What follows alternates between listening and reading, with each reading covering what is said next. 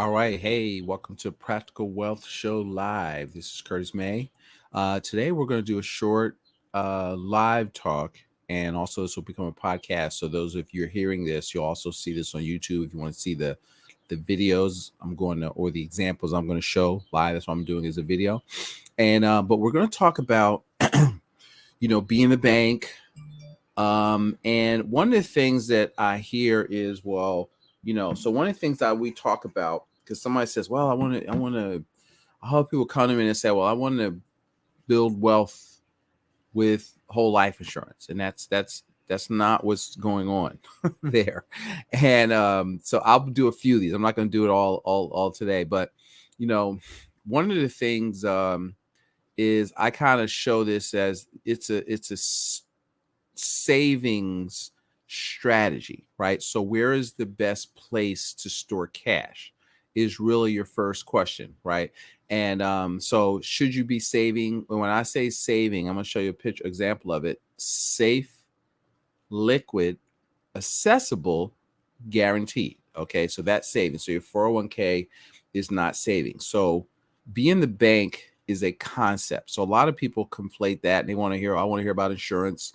Insurance is not the bank. Banking is a concept. It's a strategy. And so the way that at Practical Wealth, our framework is we teach financial principles that help our clients become and remain financially free. And so there are 5 of those, right? Save what? Save 15 to 20% or more of your gross income, right? Like if you can't do that, I was just telling somebody this morning, then you can't do infinite banking because you're spending everything you make. You have to put money away. Principle 2 is maximum protection, right? So you've got to, play defense. So most people are underinsured with everything, their auto, their home. They don't have umbrella coverages, no disability, inadequate life insurance, no wills, trust. And so one of the things in our process, we kind of teach that, and we have a program where we'll create a 1-page, I'll show you a little bit later, financial plan to help people get organized with their money. See, guys, the financial plan, meaning what do you want and why? There's a guy named Lauren Dutton who's the father of financial planning, and the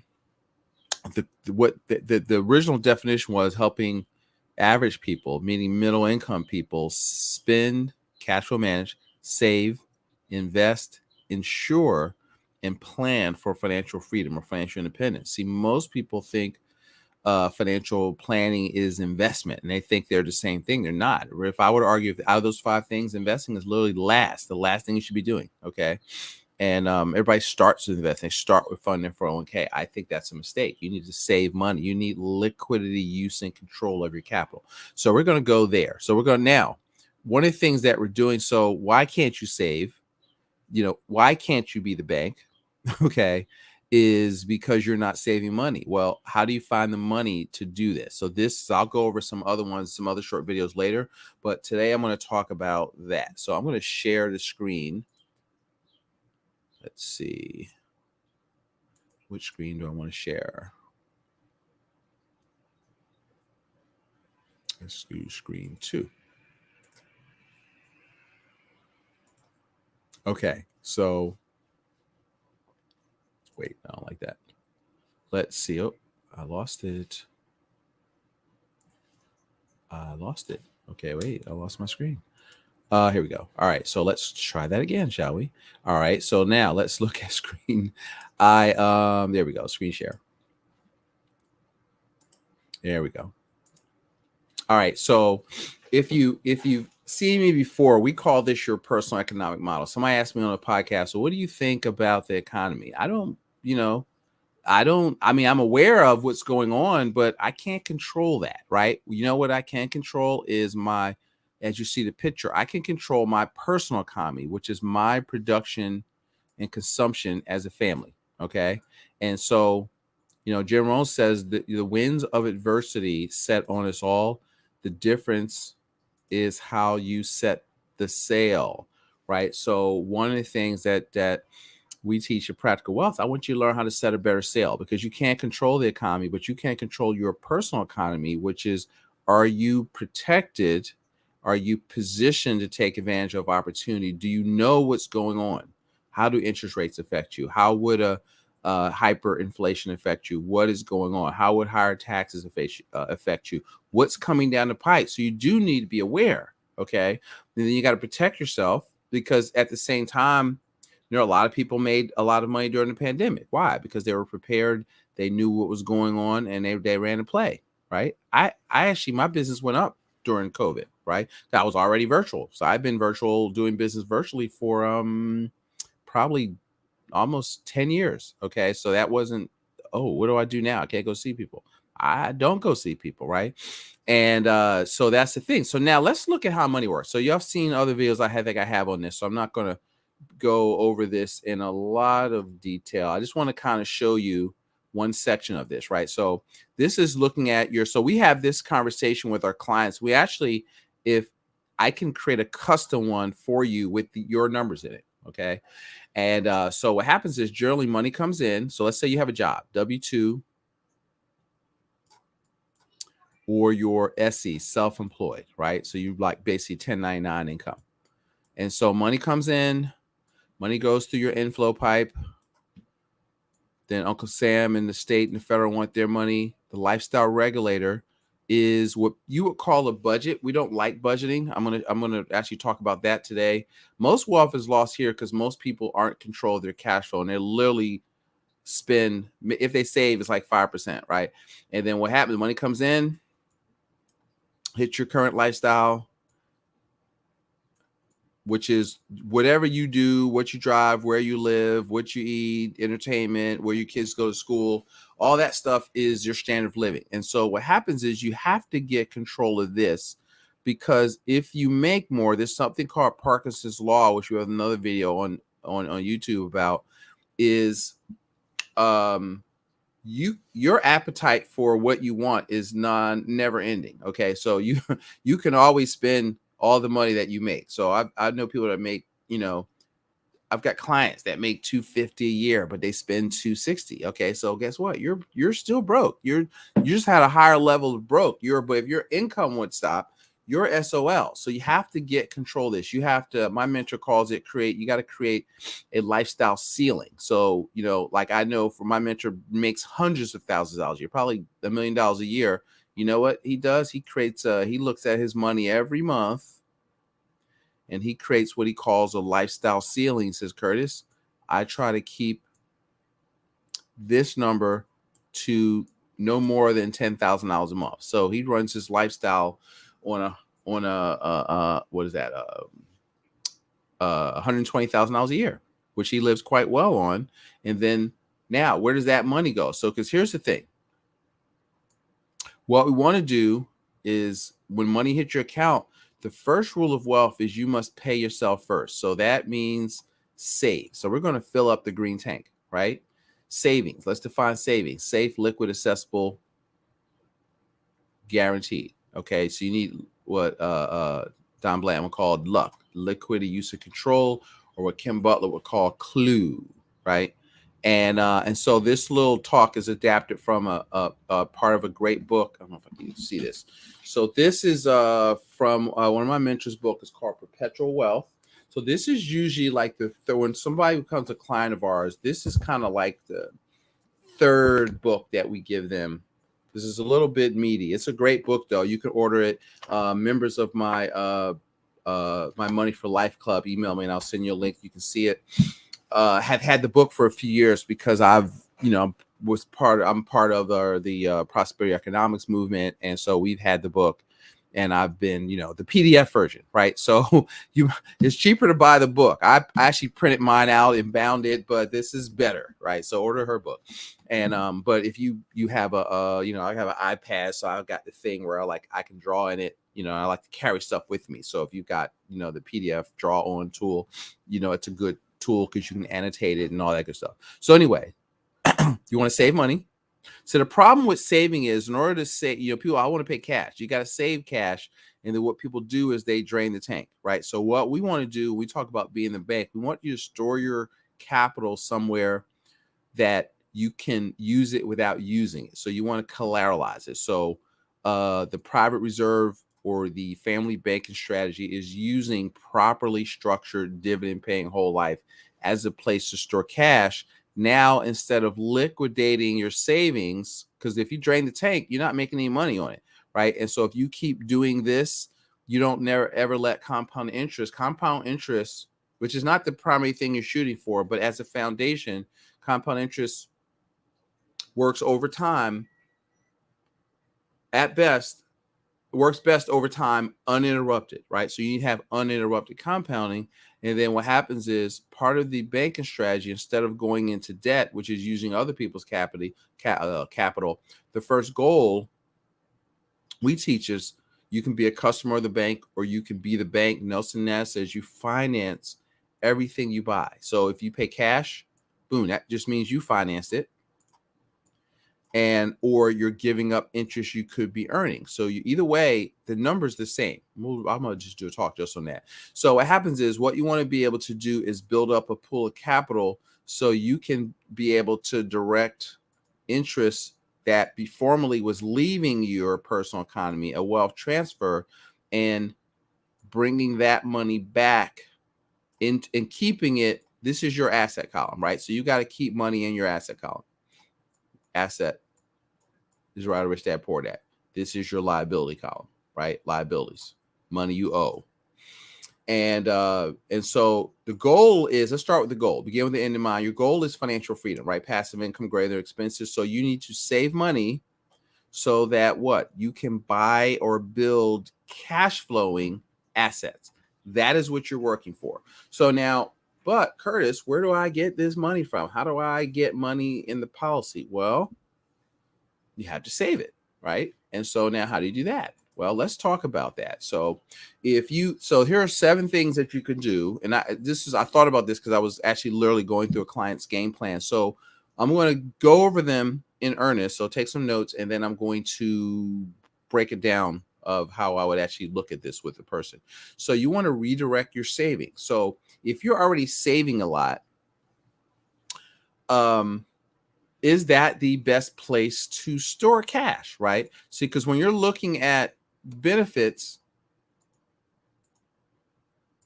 then you got to ask yourself, well, okay, if you what gives you the most benefits for your storage? See, Nelson's other book is called Building Your Warehouse to Wealth. So you want benefits. So let's say if you could wave a magic wand,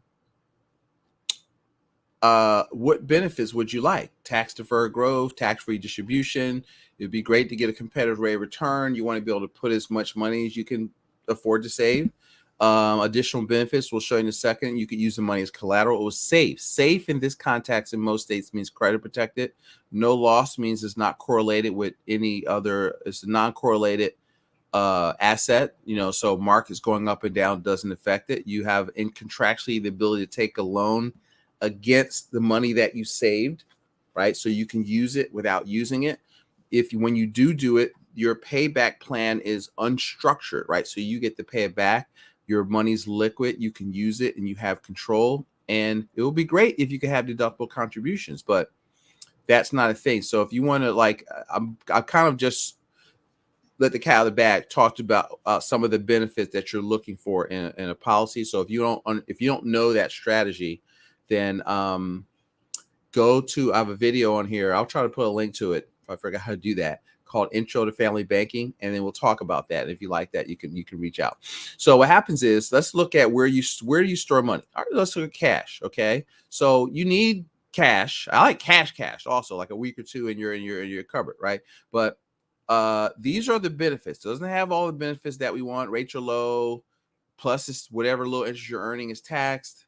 If you've got if you are collateralized with it, usually they're callable. If your financial situation changes, you lose your job, they'll eliminate what happened with Wells Fargo. They'll just eliminate your credit line. CDs, not so much.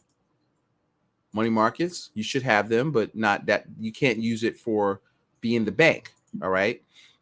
Savings accounts, you should have those too, but it's not good for being the bank. So why do we use permanent insurance?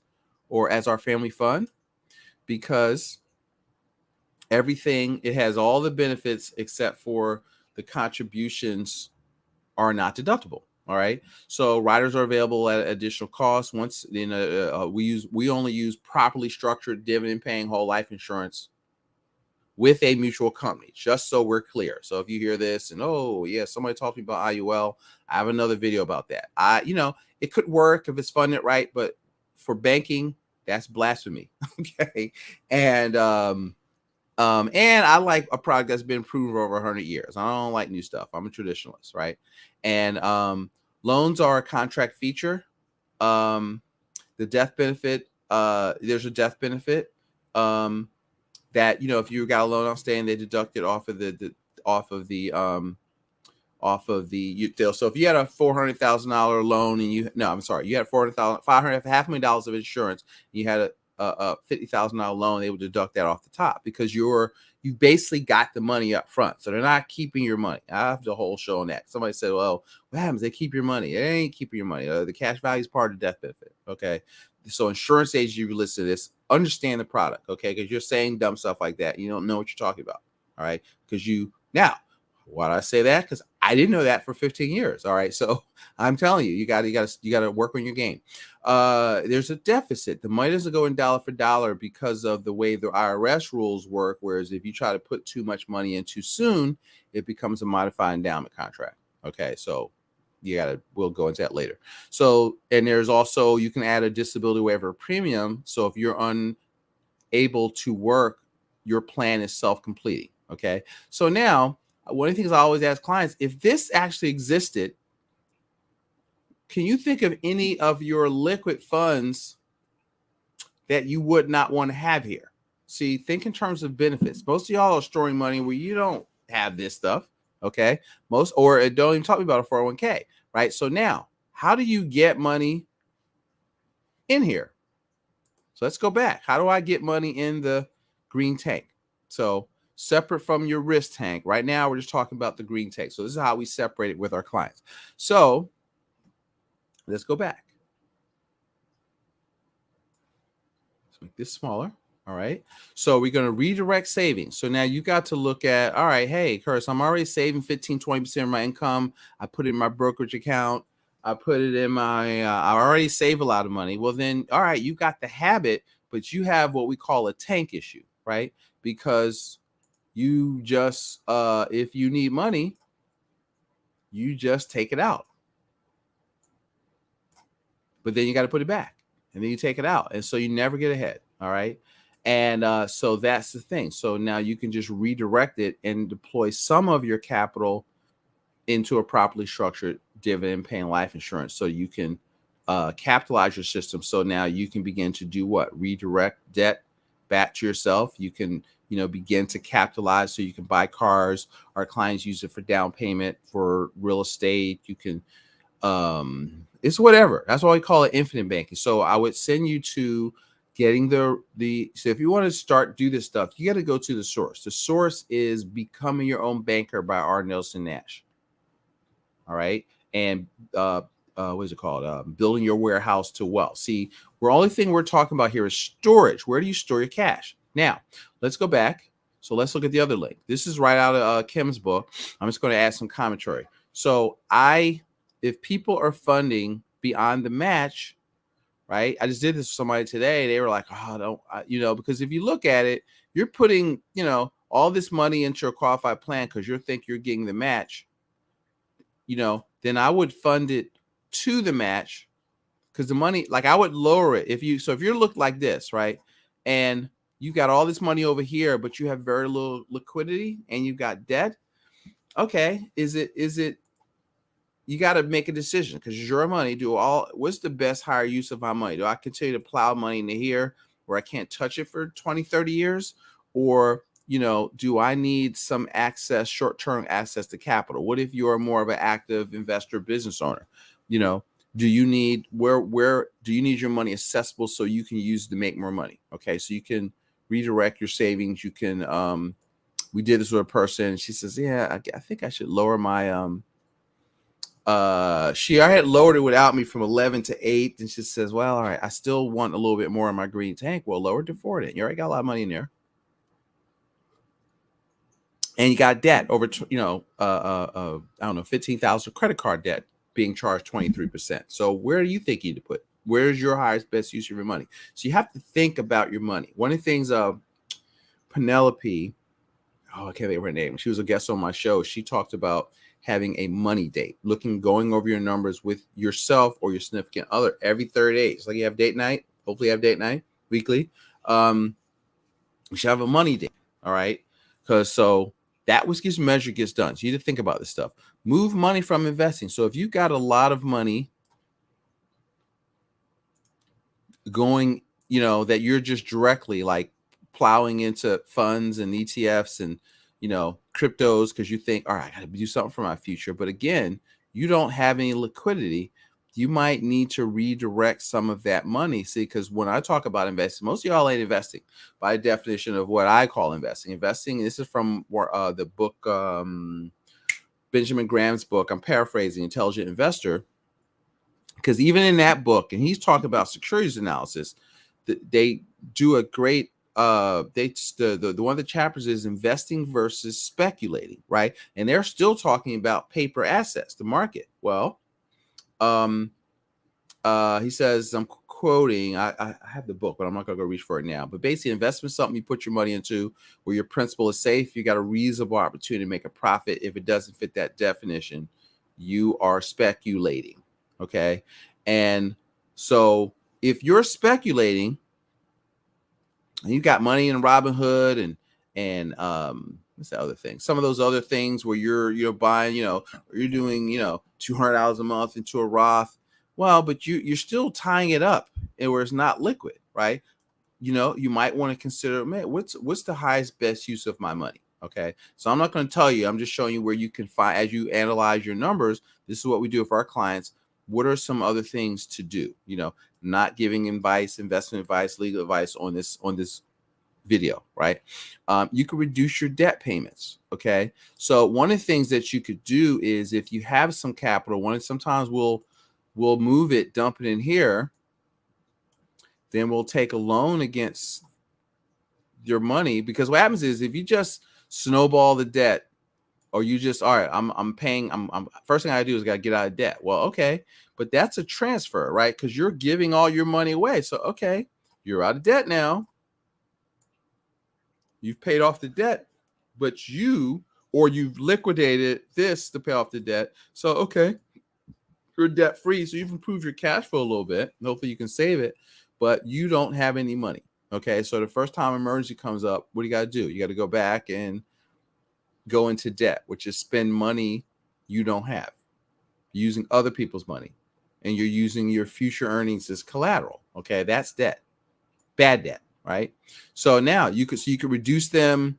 You could snowballing, which I would do a separate video on that. Whereas a lot of people are inefficient. They have, all right, minimum payments, $95, but they're sending $250 and another $300 there and $150 there. And they're just like throwing money, but it's not efficient. It's not organized, right? So you need to look at it, stack it up. We help do a thing called once we get them organized with their cash flow, we do a thing called a DEA, debt elimination account, and we'll show you how to organize it and pay it off, or we'll show you how to implement it with infinite banking and pay it off where you're out of debt and you get back most of the money you get to retain if you do it right. You can reduce your taxes, right? So a lot of times when we say that, so look at the tax filter down here, right? Most wealth is lost here, right? So one thing you could do is if you have the IRS savings account, meaning that you're getting a big refund, then that means your W-4 is filled out wrong. So I would go to irs.gov and play with your withholding, get a paycheck stub or a couple of paycheck stubs and see, I know nobody wants to owe, but you don't need to get back $4,000 if you're struggling to save. Then you need to get that money in your check now. So that's an easy one. If you had a home-based business, you can engage in a strategy called income shifting. It's a great book by Sandy Botkin called Lower Your Taxes Big Time. He gives you how to keep good records, how to, there are tools to do that. And then if you do that and adjust your withholding, because you've got, you can now shift some of your expenses, boom, that frees up money to cash immediately. Okay. You can redirect other spending. So I'm going to get into managing cash flow here in a second. So getting control of your lifestyle money, or the lifestyle regulator, which we call, and we help people create a cash flow map with this. Okay. And so, and earn extra income. So you need to get some money coming in here. So you need a side hustle, and you got to learn to earn. You need what Laurel Langmeyer would call a cash machine. You need to learn to make new money and not start in something you don't know. Something you already know how to do. You're a teacher. You can go to tutoring service. Can you cook? Can you babysit? Can you drive for Uber? Can you do network marketing? I have, I have a show with Jay. I would say Jay, right? Jay Jones, the Black Entrepreneur Blueprint, learning about e-commerce. There's all kinds of stuff you do. So you have to think about making money. Okay, you got to make new money, because it's usually generally all the money you already made is allocated. So you can't get blood from a turnip. So you can't, meaning that, if you know that expression, meaning that you can't, it's only so much to cut. Like, and you want to focus on creating new money and prosperity than to focus on, fear-based hoarding. So we like to call it intentional cash flow management. All right, so let me pull this up. And so there's a great book by George Clayson, The Richest Man in Babylon. And so a lot of times, guys, he says in the book, when he was talking to his friends in the second chapter, all I do is really teach that, the 7 cures for a lean purse. He says, if you're broke and you've been working 5, 10, 15, 20, 30 years, he says in the book, if you have not acquired more than a bare existence in the years since we were youths, it is because you have either failed to learn the laws that govern the building of wealth, which is most of us, okay?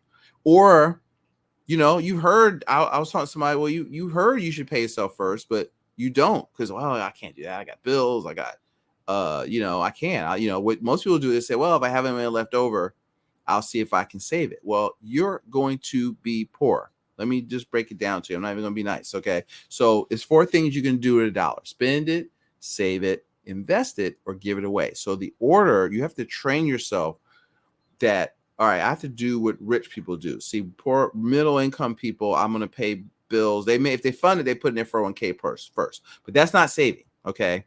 And so you've got to learn the rules, so the 7 cures for a lean purse, the Rich Dad Poor Dad, like, this book is an audio book. If you just do a YouTube search, you've got to learn to train you got to invest. The one thing you have to invest in is in between your 2 ears, right? And so you want to learn those rules. And so one of the things that we teach is, most people are taught to budget. So our tagline is tell your money where to go instead of asking where it went. Because the problem is, so right now, where am I? Right now, I'm just talking about this little thing right here called the Lifestyle Regulator.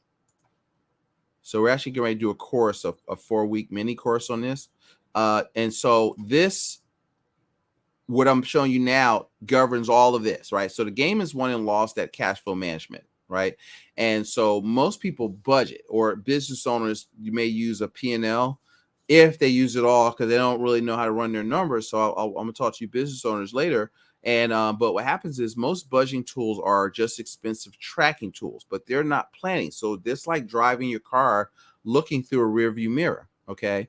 And so it tells you where you've been, what you spent. Oh, I spent this much on food, blah, blah, blah. And it's good to know that. But that, from a planning standpoint, that doesn't really do anything. You have to tell your money where to go.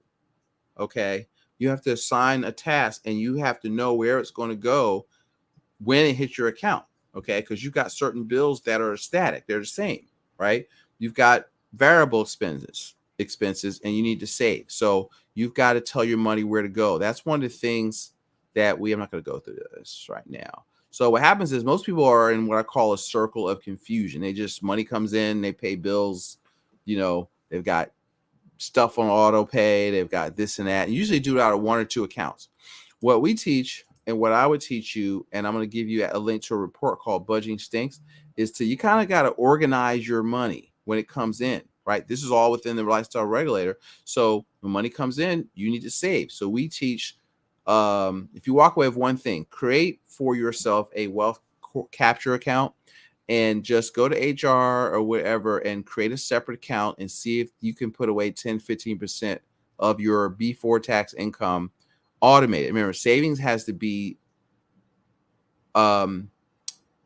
automatic and systematic. It's a system, right? So you have to pay that's what it means to pay yourself first. You got to put yourself at the head of the list and make sure that if nobody else gets paid, you get paid. Okay. And then the same thing, we'll do the same thing for business owners. You've got to, are you managing your cash flow? So there's a way to map that. That's simpler to understand than a P&L, but I use the P&L to build it. And so that's the cash flow mapping. So I'm going to put that in the system. And then once we do that, we help people get organized. And we teach them the 5 principles of personal finance. So all I do is I teach the 3 rules of investing what you know, investing what you can control, stop chasing returns, and the 5 rules of personal finance: save, protect, legacy, full replacement of assets at death, 6 to 12 months of security, and velocity. So I just basically we take all this stuff and we put it into a 1-page game plan. So if you like that, reach out. You can text Be the Bank for our free report, The Value of Liquidity. If you want, you can go here and I'm going to leave this up. Budgeting Stinks report. Go here and check out our map. Here we go. Here it is. This is what I want to show you. All right. And you can go and go to our landing page here and get a picture of, or not picture, you can get the guide of, of Budgeting Stinks and get a free ebook, and then we can reach out and do a complimentary consultation with you. If you care to, you can also go to Practical Wealth. Ooh, I spelled that wrong. Wealth, W-E, Wealth. So you see, it's spelled wrong there, but spell wealth. I messed that up. And you can actually go and schedule a talk with us. Let's have a talk. Let's talk about money. Let's get you organized with your money so you can make better financial decisions. But those are ways that you can look at you got to get control of your cash flow. You've got to redirect money you already are you may be losing unknowingly, unnecessarily. And so this is the exercise that we walk people to. Step 1, get control of your cash flow. Okay. So anyway, this went a little bit longer than I wanted to go today, but I thought this was helpful. And if you're watching this live, if this is intriguing, hey, reach out, get your free report. Oh no. Oh, this is the money. So actually, if you want, this book is also in my, I would go to Amazon and just get it. But also we have a cash flow in there newsletter, our Money for Life Club. And if you reach out, we'll send you a link to that, and you can, take a test drive of that. And our goal is to get people to the position of what we call FU. So, which is passive income twice your expenses. And so we talk about that, how to get into velocity, how to, invest in the 3 of the 4 asset classes. So the 4 asset classes are business, real estate, paper, and commodities, with the emphasis on cash flow. Don't talk about commodities much, but we call it the ugly cash flow triangle, which is business, real estate, and paper assets. Paper, like private lending, notes, that kind of stuff. So if you don't know about that stuff, you just go back, subscribe to the Practical Wealth Show or our podcast. The podcast, and also the YouTube channel. And so all I do every week is interview people that are experts on, you taking control of your money. All right. So thanks for listening. Go out there and make it a great day, and look in the show notes. And we will put the links I've mentioned here on the show notes. Have a great day, everybody.